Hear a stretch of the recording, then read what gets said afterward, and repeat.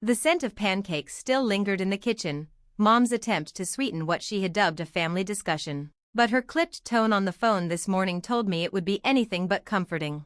I sat at the same oak table where I'd once scribbled math homework and blown out birthday candles. Now, it seemed, it would serve as the scene of my official exile from the Peterson family. Dad sat across from me, wearing his signature weekend authority look, a polo shirt that tried too hard to seem casual. Marcus, my older brother, was to his right, glancing at his Rolex like his time was too valuable to waste. Jennifer, arms crossed and nails freshly done, tapped her fingers against the table with loud impatience. Alexandra, Dad began, using my full name like he was chairing a board meeting. We're concerned about the path you've taken. I took a sip from my chipped college mug. My path? Your lifestyle, Mom chimed in from the sink, scrubbing dishes that were already clean. 3 years out of school, still in that tiny apartment, doing those computer jobs. Freelance web development, I corrected softly. Marcus let out a sharp laugh. More like freelance unemployment. Do you even have health insurance? I did. Premium coverage, actually, under my own LLC, which also managed multiple investment streams, but they'd never asked. Easier to assume I was struggling. Dad leaned in with rehearsed concern. We gave you time after graduation, but this isn't a career, it's a phase. Jennifer gave an emphatic nod. Our friends ask what you do. It's humiliating. Marcus runs his own firm. I'm a marketing director. What do I say, that my sister lives in pajamas, glued to a laptop? In reality, I wore business casual most days, managing a portfolio that made theirs look like pocket change, but their narrative was easier to swallow. Dad reached into a folder thick with documents. We've decided it's time for some tough love. Here it came, the moment they'd been building toward. What they didn't know was, I'd been preparing for it, too. No more allowance, Mom declared, finally leaving the sink. No more safety net. You need to face the real world. My allowance? Marcus looked smug. The $800 a month Dad's been sending you. Don't pretend you didn't know. You've been mooching off family money while pretending to be independent. That was news to me. I hadn't seen a cent from them since sophomore year, back when I launched a crypto mining rig from my dorm. Apparently, Dad had kept depositing money into an old, forgotten account. Dad cleared his throat. Also, we've arranged an interview for you at Peterson Financial Services. Marcus has generously offered you a spot in the entry-level program, Jennifer added, like I'd been handed a miracle. How generous, I said evenly. It is, she snapped. He's putting his reputation on the line for someone with no experience. The least you could do is show gratitude. I glanced at Marcus, who was trying to look benevolent. Peterson Financial Services, his firm, was floundering, barely clinging to 12 clients. I knew because I checked. Dad continued. This is conditional. You give up the computer hobby and commit to a real career. No more freelancing. No more staying up all night on screens. It's time to grow up. Computer hobby. If only they knew that hobby started with $500 in Bitcoin at 19, and was now a silent empire. We're not doing this to be cruel, Mom added, sitting down. We love you, Alexandra, but we can't support delusions anymore.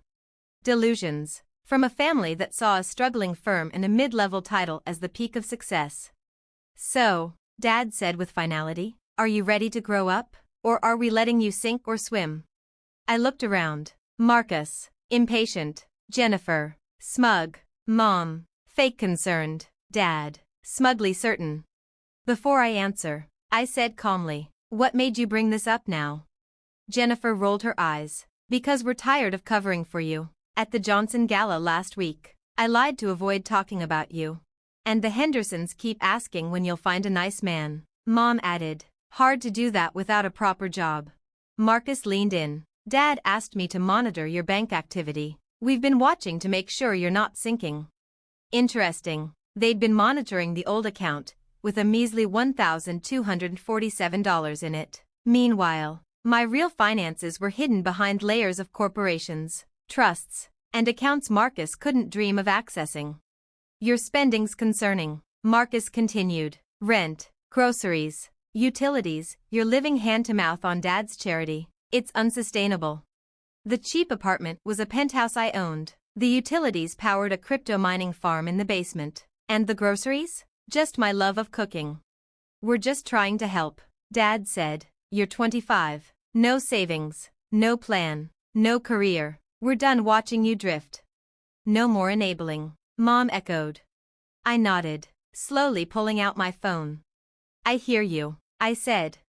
Right then, my phone buzzed. I turned it over. The caller ID lit up. Patricia Morrison, Morrison Associates. My accountant, one of the top financial minds in the city. The woman who handled my tax strategies, corporate filings, and seven-figure investments. I smiled. Timing, as always, was everything, and like clockwork, Patricia always called with quarterly updates on Saturday mornings. Perfect timing.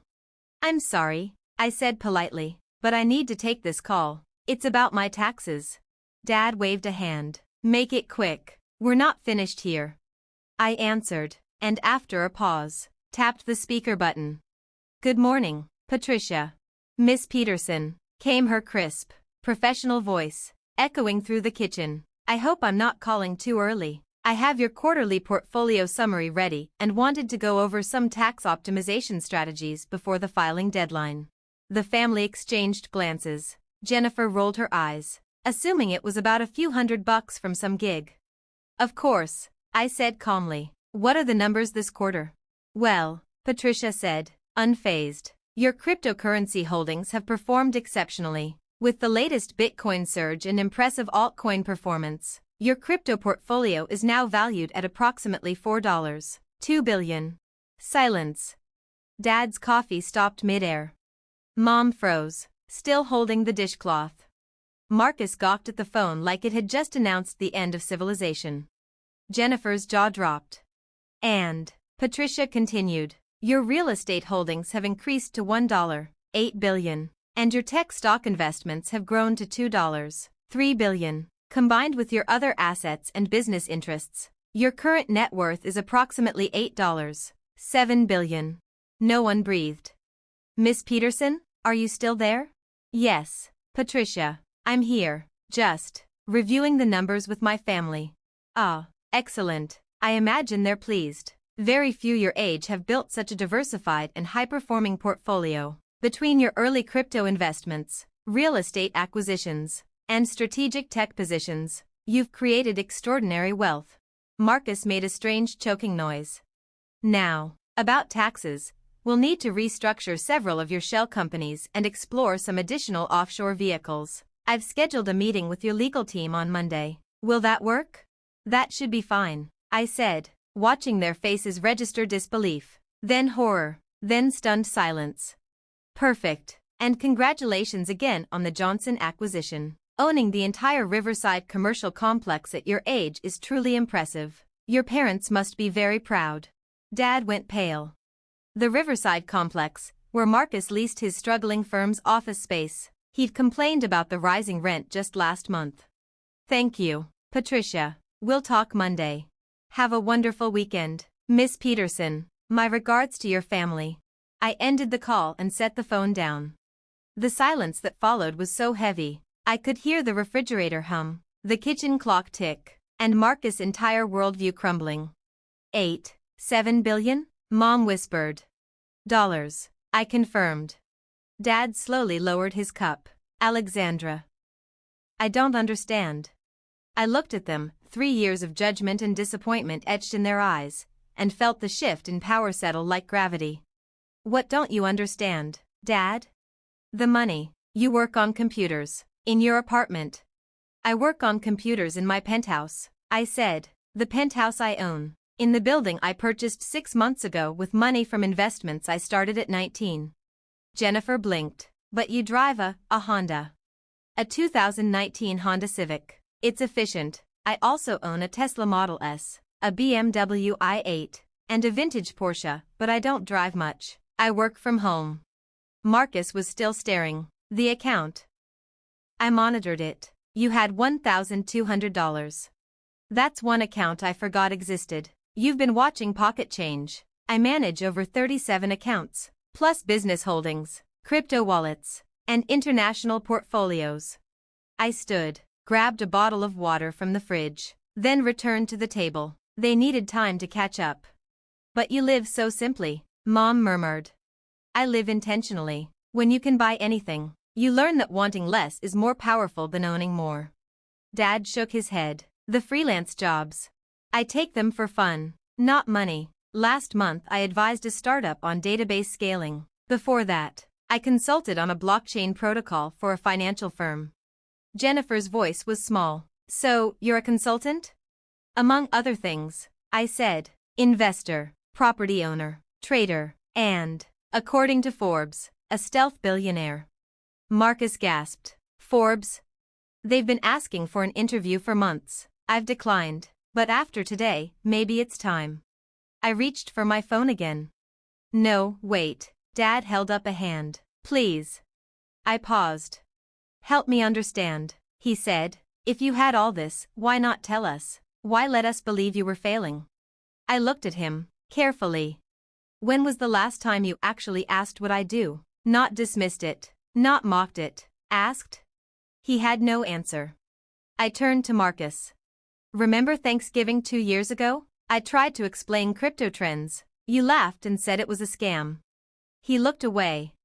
And Jennifer, your birthday party? I mentioned investing in real estate. You told me to focus on finding a husband. Jennifer flushed. So I stopped trying. I let you believe what you wanted. And while you assumed I was failing, I was building an empire. I opened my laptop on the counter and turned it toward them. Want to see what I actually do? I pulled up dashboards, real-time crypto charts, property reports, earnings summaries, numbers that most Fortune 500 companies would envy. This is my computer hobby, I said. This is why I wake up early and work late. This is what you call the phase. Dad looked like he'd aged 10 years. Alexandra. I don't know what to say. You could start with, I'm sorry. For assuming the worst. For never asking. For staging an intervention for someone doing better than all of you combined. Silence. Outside, the neighbors were watering lawns, a typical Saturday. Inside, the Peterson family was watching their worldview shatter. 7 billion, Marcus said again, almost reverently. Give or take, I replied, depending on how the markets move by Monday. He swallowed. And you own our office building? I own most of the commercial district, including your floor. Rent's going up next quarter, by the way. Jennifer finally met my eyes. Alex, we didn't know. No, I said. That's exactly the point. You never bothered to know. I closed my laptop and leaned forward. Now, about that intervention, you still planning to cut me off and force me to work for Marcus? Dad exhaled slowly, defeated. I think, he said, we need to rethink everything. I have a counterproposal, I said calmly. Instead of me working for Marcus, how about Marcus comes to work for me? His head snapped up. What? I didn't flinch. Peterson Financial Services is struggling. 12 clients, shrinking margins. You're paying $8,000 a month in rent for office space in a building I own, serving a client base that hasn't grown in 2 years. I pulled out my phone and tapped open the file I'd prepared months ago. I've been tracking your firm through public records, digital analysis, and tenant reporting. You've got strong retention and high trust, but you lack capital, infrastructure, and innovation. Marcus blinked. How do you know about our clients? Because I make it my business to know every business that operates under my roofs. It's called due diligence. I turned the screen toward him, highlighting charts, projections, financial weaknesses, and potential. But you have strengths. You're a natural at client relationships. You just need the right backing. He stared at the numbers. And what exactly are you offering? Partnership. I provide the capital, tech platform, and access to institutional investment networks. You manage the client advisory side. We rebrand as Peterson Morrison Financial. You keep your title, managing partner, but now you'll actually have resources to compete. He was speechless. You'd do that? After today? Because you're my brother, I said. You judged me, but not out of cruelty, just ignorance. That can be corrected. I turned to Jennifer. Belmont Industries is coasting. Great brand. Weak digital strategy. I've been eyeing a stake for months. How would you feel about leading their digital transformation? Better title, more salary, plus equity. Her jaw dropped. You're offering me part of my own company? I'm offering you a leadership position to grow what's already there, but this time, with actual power to change it. Finally, I turned to my parents. Mom, Dad, I don't need your money. I never did, but I would like your respect, not for the daughter you imagined, but the woman I've become. Mom wiped away tears. Alexandra, we're so sorry. We had no idea. I know, I said gently. But now you do. So the real question is, what will you do with the truth? Dad cleared his throat. What do you need from us? Trust, curiosity, and the humility to ask, instead of assume. Mom's voice cracked. Can you forgive us? I smiled, the same quiet, knowing smile I got from her. There's nothing to forgive. You acted on what you believed. Now you know better. Marcus looked up from the proposal. This is generous. But why? Because real family supports each other's success, even when they don't understand it at first. I stood and walked to the window, looking out at the street where I'd once ridden my bike and now owned half the block. I've already proven I can make money, I said. Now I want to use it to create opportunities for people I care about. Jennifer joined me. I feel like we don't even know you. You do, I said. You just didn't know what I was capable of. She looked at me.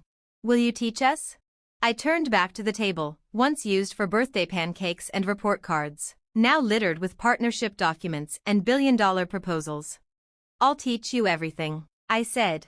But on one condition. Anything, Dad said quickly. No more assumptions. Ask me, always. Don't guess, ask. Deal, they said in unison. I reopened my laptop. Great. Let's start with cryptocurrency 101. If we're going to be business partners, you need to understand how I built this. For the next 3 hours, I walked them through it all: the blockchain, smart contracts, investing psychology, offshore structures, and compound wealth. Marcus took notes like a new intern. Jennifer scribbled marketing ideas in her notebook. And Mom and Dad? They listened, really listened, for the first time. By mid-afternoon, we had a working structure for Peterson Family Ventures, a new partnership, a new legacy. One last thing, I said as I closed my laptop. I'm saying yes to that Forbes interview. Marcus looked stunned. But we tried to stage an intervention. Today, yes, I said. But tomorrow? Tomorrow you'll be part of my support system, and by the time the article comes out, it'll be true. That night, I sat in my penthouse, the one they thought was a tiny apartment overlooking a city I partly owned. My phone buzzed. From Marcus. Reviewed the terms. Ready to start Monday. From Jennifer. Boss wants to talk about your proposal. I'm excited. From Mom. We're proud of you. Thank you for giving us the chance to understand. From Dad. Been reading about crypto all day. Head hurts. Still trying. Love you. I smiled. Outside, the city lights glittered. Inside, the narrative had changed. The intervention they planned to save me from failure had exposed just how blind they'd been to success. Then my phone rang. Sarah Kim, Forbes. Miss Peterson, she said, I heard you're ready to share your story. I am, I said. It's time. And what message would you like our readers to take from your journey? I thought about it, the years of silence, the assumptions, the quiet empire I'd built behind their backs. That success isn't always loud, I said. And sometimes, the best revenge is quietly building a life so extraordinary. The truth speaks louder than any defense ever could. 3 months later, the Forbes cover dropped. The 25-year-old who built a $9 billion empire while her family planned an intervention. By then, Peterson Morrison Financial had doubled its client base. Jennifer was running Belmont's top-performing division. And my parents? Let's just say they'd become surprisingly sharp cryptocurrency investors. Every Saturday, Patricia still called with portfolio updates. And every Saturday? I still put her on speaker.